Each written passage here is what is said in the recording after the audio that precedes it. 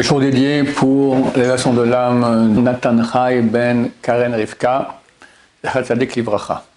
Ok, chers amis, ici en Israël et en Amérique aussi, tout bientôt en France, par ce cours notamment, il y a une frénésie dans le monde orthodoxe, comme quoi le Mashiach arrive bientôt. Il n'y a jamais eu ça. Et je me suis proposé dans ce cours-là de peut-être me repasser en vue toutes les annonces que j'ai faites, en tout cas une bonne partie des annonces que j'ai faites depuis le 7 octobre, qui vont dans ce sens-là, pour qu'on comprenne qu'effectivement, il y a de fortes chances que Mashiach arrive très bientôt. Beaucoup disent à Pessah, j'ai entendu, il y en a qui ont dit déjà avant, déjà à Purim. Il faut savoir que c'est une espérance. Personne n'est certain, 100%, on n'est pas des prophètes. Mais c'est vrai que, et la réalité, dont on va parler aussi un peu, montre cela, et au niveau des rabbinim, des grands rabbinim, qui jamais parlent du Mashiach, qui parlent et donnent des dates jusqu'à Pessah, c'est très étonnant. Alors on espère que c'est vrai, il y a de fortes chances que c'est vrai, mais il faut savoir que si jamais ça n'arrive pas, il ne faut pas tomber en déprime. De toute façon, c'est très proche. Le 6 octobre 2023, un des plus grands, le plus grand on peut dire, Mashgiach. Mashgiach c'est dans les Shivot, c'est un responsable spirituel pour faire avancer au niveau plus des midot les élèves. Le plus grand Mashgiach américain, fils du plus grand Mashgiach américain lui aussi. Son père s'appelle le Rav Wartfogel et lui aussi s'appelle le Rav Wartfogel. Shalita, qui est déjà un vieil homme. Quelqu'un m'a dit à moi qu'il a entendu de sa propre bouche et que s'il n'avait pas entendu de sa propre bouche, il n'aurait pas cru qu'il ait dit une chose pareille. Comprenez, le Rav Wartfogel, c'est le monde ashkénaze, lituanien, tout ce qui est Mashiach, tout ce qui est truc un peu ésotérique, ils n'en parlent pas du tout. C'est carré, c'est droit. Et il a parlé. Et le type qui me racontait ça m'a dit « J'aurais jamais cru qu'un rave pareil dise une chose pareille, parce que je n'avais pas entendu de mes oreilles, de sa propre bouche. » Qu'a dit le Rav Wartfogel? Il a dit que le 6 octobre 2023, donc la veille du 7 octobre, date que tout le monde connaît, il a reçu un appel d'une personne dont je ne connais pas l'identité en Israël, qui lui a dit que demain, 7 octobre, une guerre va commencer. Et on rentre par cela dans la guerre de Gog ou Magog, qui sont les guerres qui amènent au dévoilement du Messie, jusqu'au dévoilement du Messie. Cette guerre va durer jusqu'au dévoilement du Messie. Ce même soir du 6 octobre, on était déjà dans la fête de Simchat Torah, c'est le soir, le Rav Sternbuch, Moshe Sternbuch Shalita, qui est le président du Bagat Selaïda Haredi de Jérusalem, grand sage d'Israël qui a 98 ans aujourd'hui, a fait un discours très bizarre. C'était le soir de Simchat Torah, donc personne n'était au courant que le lendemain matin, il y aurait eu le massacre terrible du 7 octobre.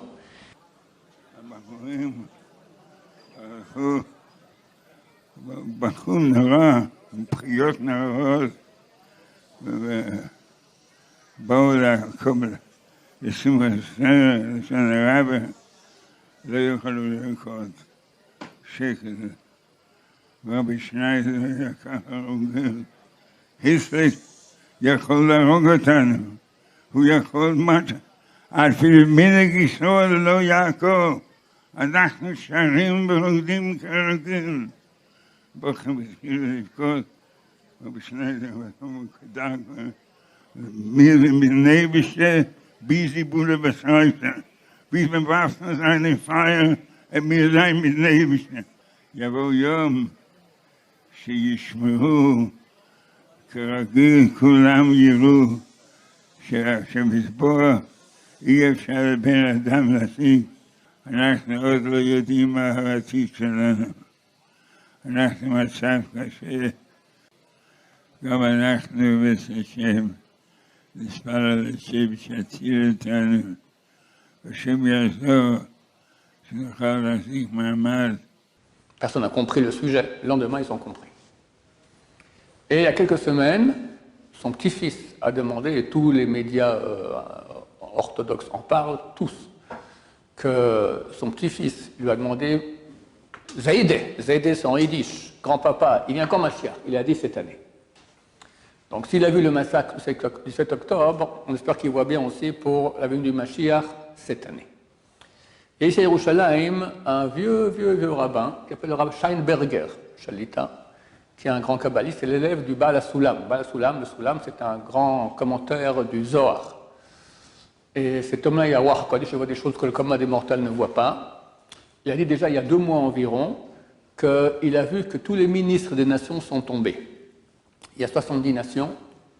Chaque nation a un ministre, c'est un ange dans le ciel qui représente et qui gère la nation. Et que tous sont tombés, que bientôt il y aura une guerre entre les nations, une guerre mondiale, et ils vont tous tomber. Par contre, il y a 2 entités qui ne vont pas se battre que le reste des nations. C'est Hamas et Hezbollah. Hamas, donc, à Gaza, et Hezbollah, en français Hezbollah, au Liban, qui, eux, dit-il, sont Amalek. Et il y a le mitzvah aux Juifs de eux-mêmes aller et anéantir Amalek. Ce dont nous sommes maintenant à l'œuvre, à Gaza, et il semblerait dans quelques jours, voire peut-être quelques heures, je ne sais pas, parce que tout le monde en parle, avec Hezbollah, au nord. Il a dit que ces 2 guerres vont continuer jusqu'à l'époque messianique. Quand Mashiach vient, c'est la fin de Amalek. Donc nous on commence le travail maintenant, et Bezrat Hashem, où nous on finira, où Mashiach finira ce travail d'anéantissement de Amalek. Et en attendant, il y aura aussi une guerre mondiale, que nous voyons d'ailleurs commencer, on va en parler plus tard dans le cours. Il y a 3 grands kabbalistes en Israël, qui sont tous de la même famille, la famille Shmueli. Le plus grand d'entre eux, c'est le Rosh Yeshiva de la Shiva Nehar Shalom, grand yeshiva de Kabbalah ici à Yerushalayim, qui s'appelle le Rav Benayahu Shmueli. Il a un père, vieux, sadique, qui a Ruach HaKodesh, qui est lui-même aussi un grand kabbaliste. Et dernièrement, il y a 1 mois environ, il a dit comme ça. Vous savez que nous, on jeûne le 10 Tevet. Pourquoi on jeûne le 10 Tevet? Et je réponds parce que le 10 Tevet, Nabucodonosor, il y a 2500 ans, il a mis le siège sur Jérusalem, qui a amené à la destruction du temple. Ça a commencé le 10 Tevet, ça finit le 9 Av. Le Khatam Sofer pose la question, il dit, pourquoi est-ce qu'on jeûne au début du Matzor, du siège de Jérusalem, du premier temple, et pourquoi est-ce qu'on ne jeûne pas au début du siège de Jérusalem, du deuxième temple, qui était le 22 Nissan. 22 Nissan. Alors, il y en a qui ont dit le 22 Nissan, c'est la Mimouna. On ne peut pas faire ça aux Marocains, d'accord, jeûner le jour de la Mimouna. Bon, c'est une réponse qui a été donnée, mais la vraie réponse que le Khatam Sofer donne, c'est la suivante. Il dit, on ne jeûne pas parce qu'il y a eu le siège. Il dit que le 10 Tevet, d'il y a 2500 ans, lors de l'année où, pour finir, il y a eu la destruction du temple, le tribunal céleste s'est assis et a tranché, cette année, le temple est détruit. Et que chaque année, ce tribunal céleste s'assied de nouveau, le 10 Tevet, et juge, est-ce que cette année, le temple restera détruit ou va être reconstruit? Et nous, on jeûne pour que le mérite du jeûne fasse que le tribunal céleste juge favorablement. Bon, ça fait 2500 ans qu'on jeûne tout le 10 Tevet, et puis ça n'a pas aidé beaucoup. Le Rav Shmuel, il a dit, cette année, le tribunal céleste a tranché que le temple est reconstruit. Bezrat Hashem. Un des plus grands kabbalistes de tous les temps s'appelle le Rav Shalom Sharabi, qu'on appelle après ses initiales le Rashash. Il vit il y a environ 250 ans ici en Israël, d'origine yéménite. C'est lui qui a mis au point toutes les...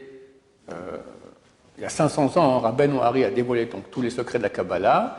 Il y a aussi les pensées qu'il faut avoir, les intentions kabbalistiques qu'il faut avoir quand on prie. Mais ce n'était pas arrangé. Celui qui a arrangé tout cela de façon claire et qui est utilisé aujourd'hui par tous les kabbalistes qui prient avec les intentions kabbalistiques, c'est le Rashash.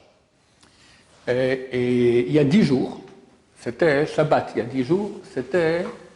Il y a 12 jours, d'accord, c'était le 10 janvier, 20 janvier qui était le 10 Tevet, c'était son Yortzeit, l'anniversaire du décès du Rashash. Et à Beit Vagan, un Talmid Chacham, grand en Kabbalah et grand aussi en sens simple, a donné un cours sur le Rashash. Rav Hazan qui m'a raconté. Rav Hazan était présent. Et ce Talmid Chacham, qui a 65 ans, il a dit qu'il est écrit dans les écrits du Rashash que chaque année où est l'anniversaire du décès du Rashash, le Rashash écrit sur lui-même, quand je vais décéder, sachez qu'à chaque année où il y aura l'anniversaire de mon décès, s'il pleut ici à Jérusalem, il n'y aura pas la Géoula. L'année où il ne pleuvra pas, ce sera l'année de la Géoula. Et cet enseignant, il a dit que depuis l'âge de 13 ans où il a entendu ça, chaque année il vérifie. Donc ça fait 62 ans qu'il vérifie chaque année. Et chaque année, à l'anniversaire du décès du Rashash, il pleut. Cette année, je ne sais pas si vous vous souvenez, c'était Shabbat, avant Shabbat, il y a 12 jours, d'accord, il a fait 19 degrés à l'ombre ici à Jérusalem, un 10 janvier, un 20 janvier, pardon, un 20 janvier. Ciel bleu, soleil scintillant. Donc, normalement, Be'ezrat Hashem, c'est la Géoula, on espère.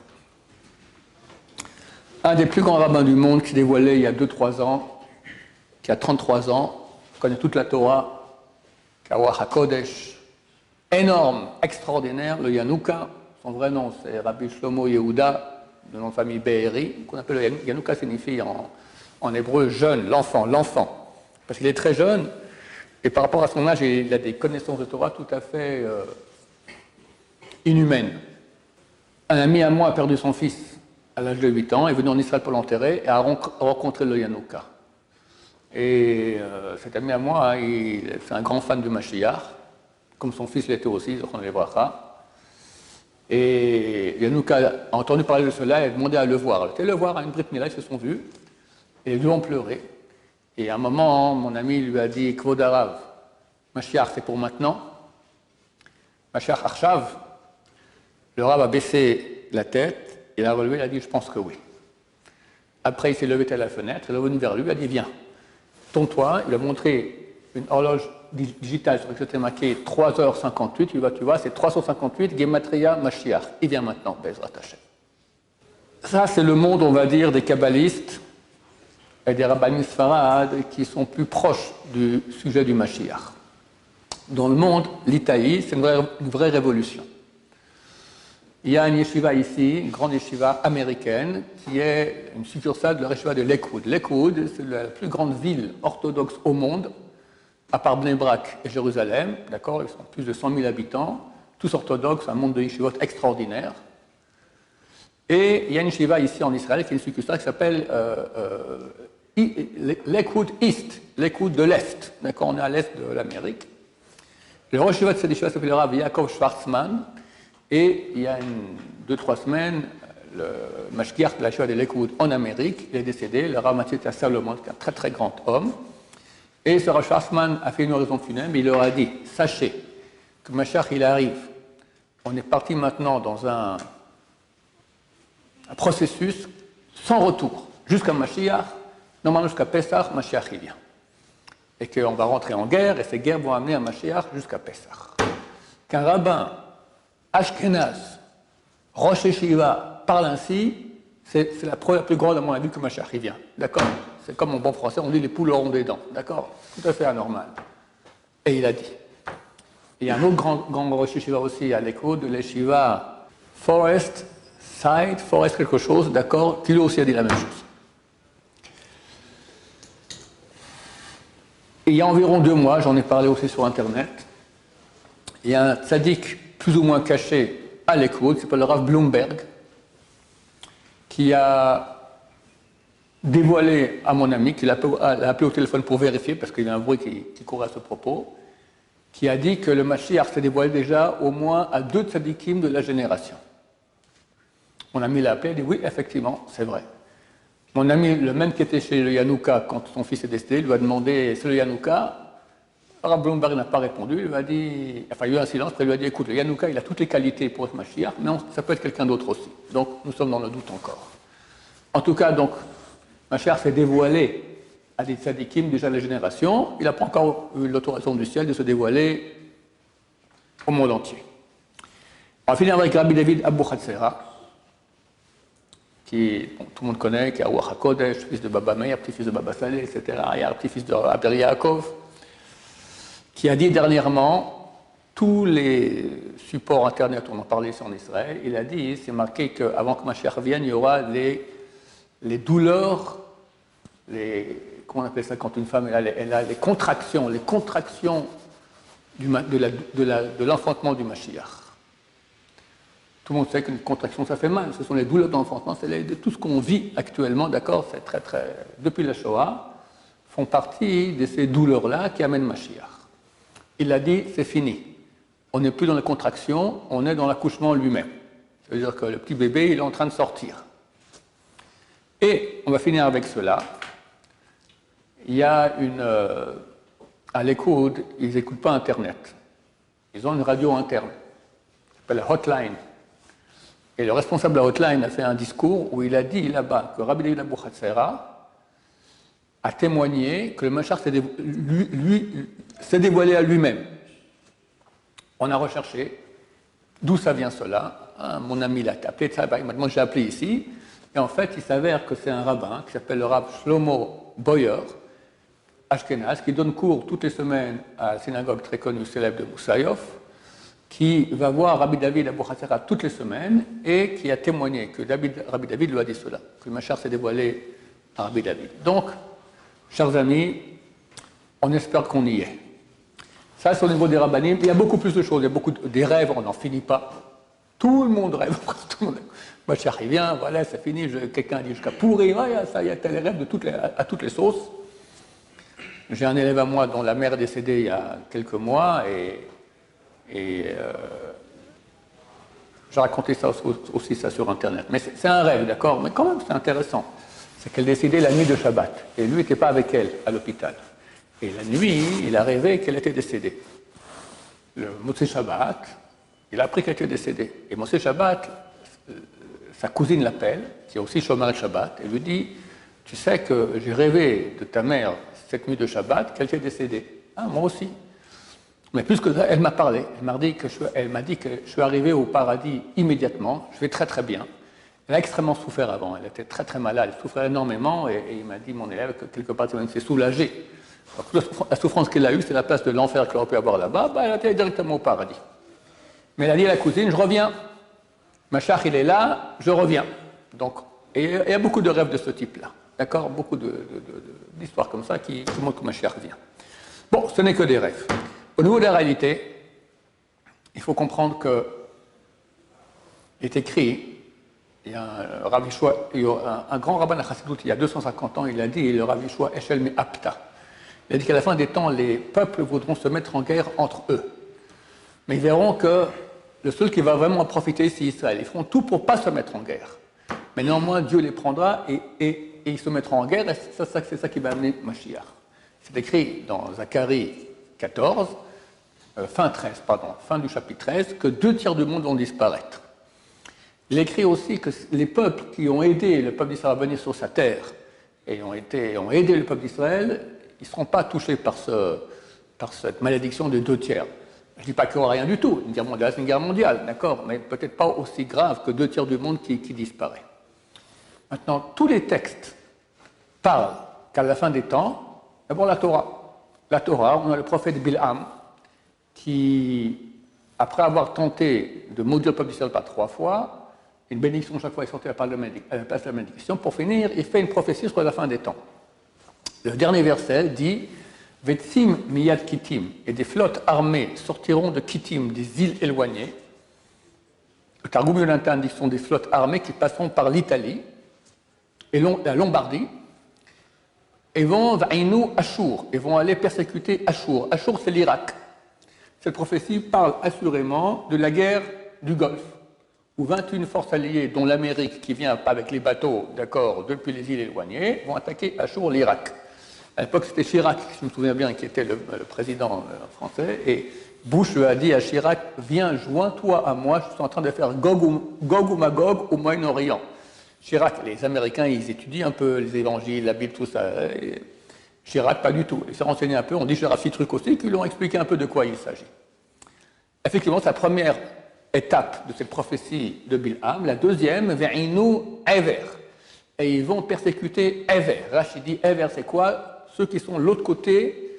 Ever signifie côté. Ceux qui sont de l'autre côté du fleuve. Le fleuve, c'est l'Euphrate. Au nord de l'Euphrate, c'est déjà l'Iran. Donc c'est écrit que le monde occidental va attaquer l'Iran. Et tous ceux qui lisent un minimum les nouvelles sont au courant. L'Iran aujourd'hui, il a ses tentacules au Liban, en Syrie, en Irak, au Yémen, et font tout pour repousser la présence américaine et bien sûr Israël, comme Ahmadinejad, le président il y a 10 ans de l'Iran, a dit la mission numéro 1 de la révolution islamique iranienne, c'est l'anéantissement d'Israël. Ils font tout pour qu'on disparaisse de la carte. D'où la guerre avec Hamas.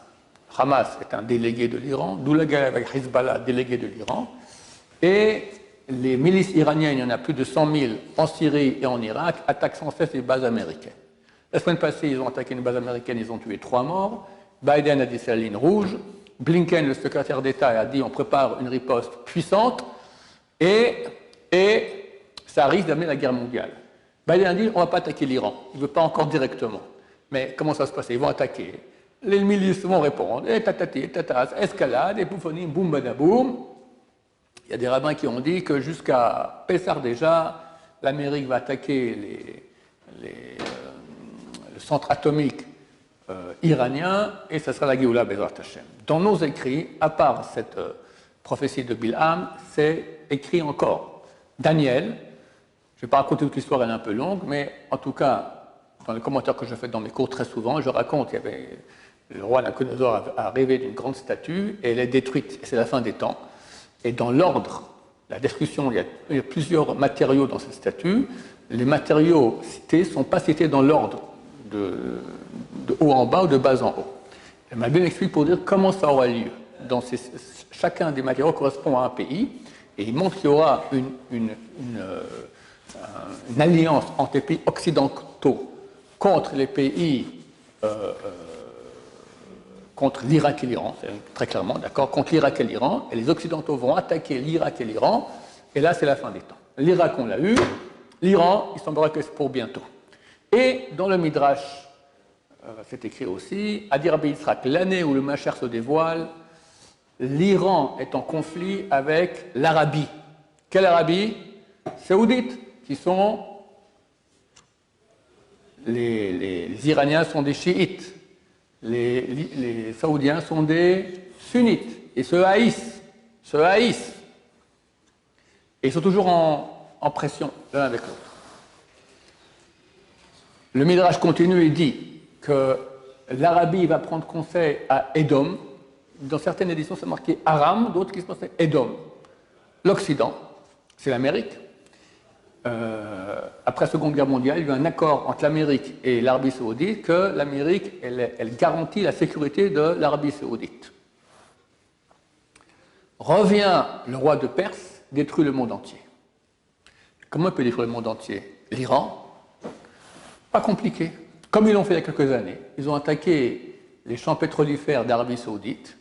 Une bonne attaque, ils ont des missiles, ils sont très bons dans les missiles, très bons dans les drones, très bons dans la guerre informatique, les Iraniens.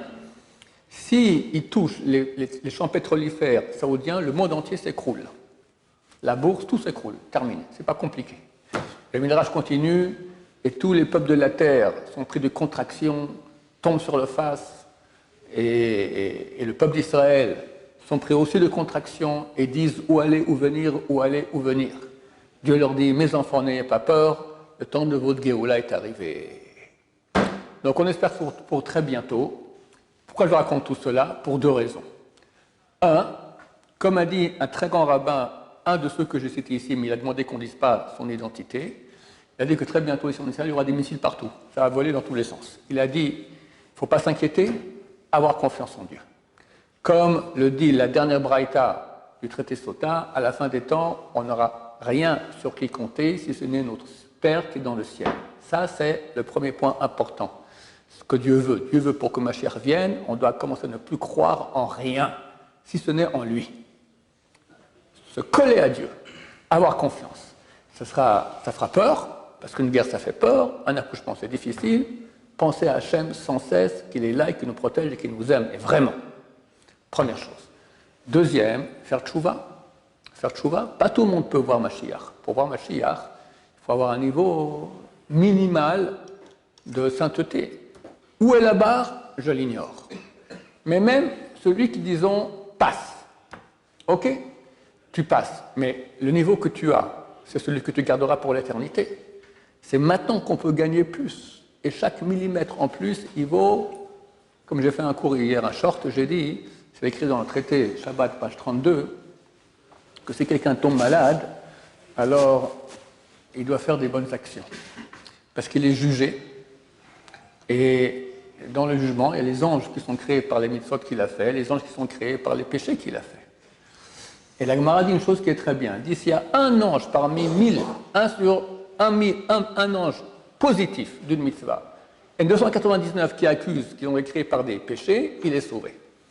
Et un autre avis, celui de Rabbi Yossi Aguili, qui dit que même si dans cet ange-là, tu as 999 parties qui sont accusatrices et tu as une partie qui est pour la défense, ça fait 1 sur 1 million, il est sauvé. Et la Gemara dit, c'est quoi les anges de la défense? La tchouva et les bonnes actions. 1 sur 1 million, ça peut sauver. Maintenant, nous, on n'est pas malade, mais on est pire qu'en maladie. On est en guerre déjà avec Gaza, bientôt avec Hezbollah, le monde aussi va éclater. Combien on a besoin de mérite? Donc, chers amis, c'est la dernière ligne droite. Il ne reste pas beaucoup de temps jusqu'à Pessah. Chaque 1 millionième en plus que tu peux faire, tu as gagné l'infini. L'infini. Infini. Le Mashiach ne peut pas se dévoiler tant que Dieu ne veut pas qu'il se dévoile au monde entier. Mais, je peux tout à fait que Dieu le dise, tu peux aller voir quelques grands tzadikim de la génération pour te dévoiler. Pourquoi? Je l'ignore, mais il se peut pour que je fasse un cours pareil. Parce que comprends que lorsque ça va tomber des missiles partout, et même en situation actuelle qu'il y a, où toujours il y a des morts, etc., on peut se décourager. Alors si on dit non, cher ami, Mashiach il arrive, ça nous donne du courage et on tiendra bien Bezrat Hashem. Et si on dit en plus qu'il s'est dévoilé à des sages d'Israël, alors ça nous donne encore plus de courage. D'autres questions?